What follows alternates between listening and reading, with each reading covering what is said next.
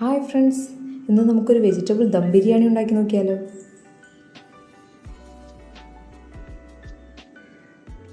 ഇതിനു വേണ്ടി ഞാൻ 2 ബൗൾ ബസ്മതി റൈസാണ് എടുത്തിരിക്കുന്നത്. ഒരു ബൗളിന് 1.5 ബൗൾ വെള്ളം എന്ന രീതിയിലാണ് നമ്മൾ ദം ചെയ്യുമ്പോൾ വെള്ളം ഒഴിക്കുക. ഇനി അരി ഒന്ന് കഴുകാം. അതിനുശേഷം 1 മണിക്കൂർ ഒന്ന് കുതിർത്താൻ വേണ്ടി വയ്ക്കാം.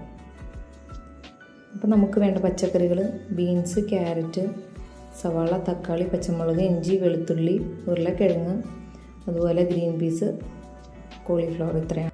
3/4 മണിക്കൂർ 1 മണിക്കൂർ കുതിർത്താൻ വെച്ചിരിക്കുന്ന അരി നമ്മളെടുത്ത് 1 1/2 എന്ന അളവിൽ വെള്ളം ഒഴിച്ച് ഇത്രയും മസാലക്കൂട്ടുകളെല്ലാം ചേർത്ത് ആ വെള്ളത്തിലേക്ക് ഇട്ട് അതിനുശേഷം ആവശ്യത്തിന് ഉപ്പും ആഡ് ചെയ്ത് കുതിർത്ത് വെച്ചിരിക്കുന്ന ബസ്മതി റൈസ് അതിലേക്ക് ഇടുക.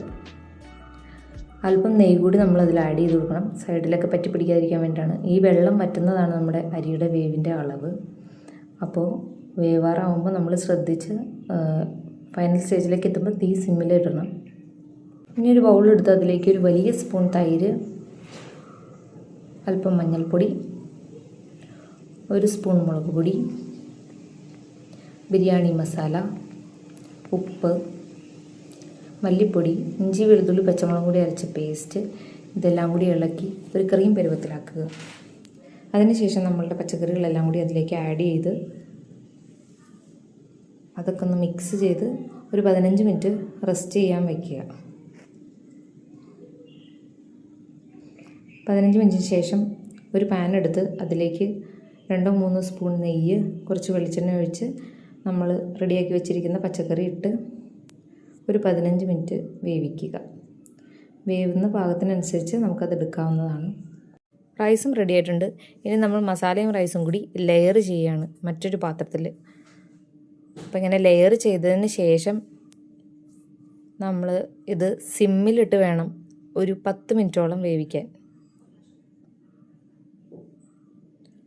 അതിനു മുമ്പ് നമ്മൾ റൈസ് ആദ്യം വേവിച്ചെടുക്കുമ്പോൾ ഫുൾ സ്പീഡിലിട്ട് അവസാനത്തെ സ്റ്റേജിൽ മാത്രമേ നമ്മളത് സിമ്മിലിട്ട് വെള്ളം വറ്റുന്നതിനനുസരിച്ച് നോക്കി ചെയ്യേണ്ടതുള്ളൂ.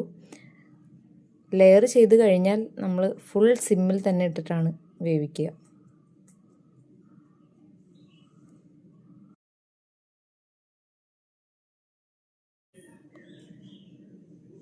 ഇനി അതിൻ്റെ മുകളിൽ കുറച്ച് എസൻസും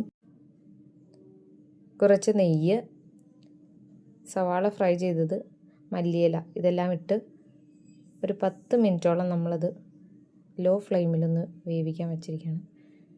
ആഫ്റ്റർ 10 മിനിറ്റ്സ് നമ്മുടെ ബിരിയാണി റെഡി ആയിട്ടുണ്ട്. അപ്പോൾ എല്ലാവരും ട്രൈ ചെയ്ത് നോക്കുക. നിങ്ങളുടെ അഭിപ്രായങ്ങൾ കമൻറ്റ്സ് വഴി എന്നെ അറിയിക്കാൻ മറക്കരുതേ.